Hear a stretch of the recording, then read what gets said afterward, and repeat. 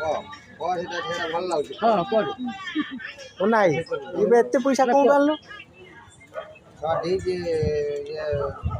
Plant ବାଲା ଦେଇଛି। କହୁନୁ ଆଉ ଜଣେ ଗାଡ଼ିକି ଆସିବ ଆଉ ଗୋଟେ ସେ 10,000 ହବ। ସିଏ 10,000 ନା ନା ଏଇଟା କେମିତି କ'ଣ ପାଇଲେ? ଏଠିକି ନ ହାଟ ବୁଲୁ ନ ଆସୁ ସେ ଲୋକ ନା ନା ଏଇଟା ଯୋଉ ସେ ତମା ଖଣ୍ଡେ ତାଙ୍କ ବନ୍ଧୁ ଘର ତମା ଖଣ୍ଡେ ଲୋକ ତାକୁ ଆଳି ଅଫିସିକି ସୁଇସାଇଡ୍ ଅଫିସିକି ଘିନିକି ସାର ପାଇଁ ନ ଆସୁ ମୁଁ ଦିପାରେ ନ ହାବୁଡ଼େ ତା ବାଇକ୍ ନ ଅଟିକେ। ତମେ ତାଙ୍କର କାମ କରୁଥିଲ? ହଁ ତ ପଇସା ବାକି ସେ ରଖିଥିଲା? 5,000 ଟଙ୍କା ରଖିଥିଲା। ଆଜି ସେ ଆସିଥିଲା 5 ମାସ ହେଇଗଲା। ଆଜି ହାଉଲା ପଡ଼ିଗଲା ଲୁଚିକି ବୁଲୁଥିଲା ମାତାଲି ମଟେ ହେଲୁ ଗଡ଼େଇ ନେଇ ପଳେଇନି ଗାଁକୁ। 3ଟା ଲୋକ ଥିଲେ ନେଇ ପଳା ଶିଖେଇଲେ ତାକୁ ଗୋଟେ 2 ଲିଟର ଥଣ୍ଡା ଦେନି ପିଇଲେ ସଞ୍ଜବେଳେ ପିଇକି ତାଙ୍କୁ ଧରିକି ଘିନି ଯାଏ। ପଇସାଟା ଦେଲେ କୋଉଠି ତମକୁ? ଆମ ବିରସର ଦେଇକି ବିରସରୁ ଗାଡ଼ି ନେଇକି ଗଲି ତା ମାଇକୁ ଘିନିକି ଆସିଲା ମାଇପ ନେଇକି ଭୁଲ ମାଗିକି ନେଇକି ଗଲି।